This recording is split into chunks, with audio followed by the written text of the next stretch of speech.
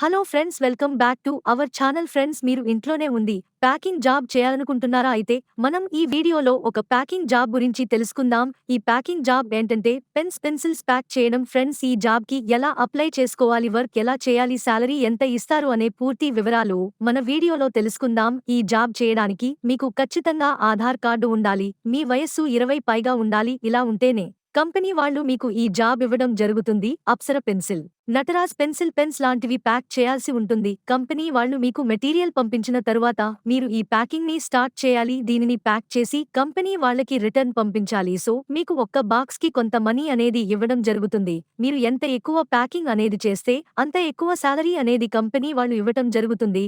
ఈ ప్యాకింగ్ లో మీరు ఎటువంటి డామేజ్ అనేది చేయకుండదు. మీరు ఈ జాబ్ చేసే ముందు కంపెనీ వాళ్ళు మీకు ఒక చిన్న ఇంటర్వ్యూ అనేది కండక్ట్ చేస్తారు. ఇక జాబ్ లో సాలరీ నట్టయితే నెలకు 20,000. మీరు ఒకవేళ ఎక్కువ మెటీరియల్ ని ప్యాక్ చేస్తే ఇంకా ఎక్కువ సాలరీ కూడా మీరు సంపాదించవచ్చు. ఇంట్లో కూర్చుని డబ్బులు సంపాదించడం అంటే కొంచెం కష్టం, కానీ మనం ఈ జాబ్ చేస్తే చాలా డబ్బులు వస్తాయి.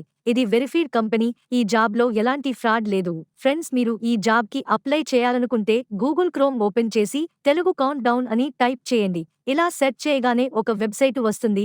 దానిపైన క్లిక్ చేసి కొంచెం కిందకి స్క్రోల్ చేస్తే వెబ్సైట్ అప్లై నో అని కనిపిస్తుంది.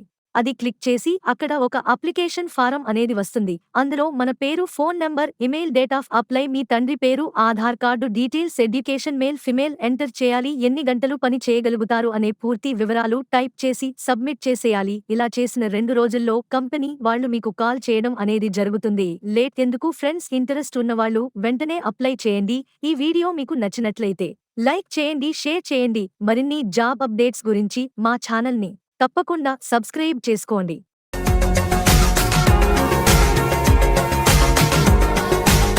మరిన్ని అప్డేట్స్ కోసం మా ఛానల్ని సబ్స్క్రైబ్ చేయండి.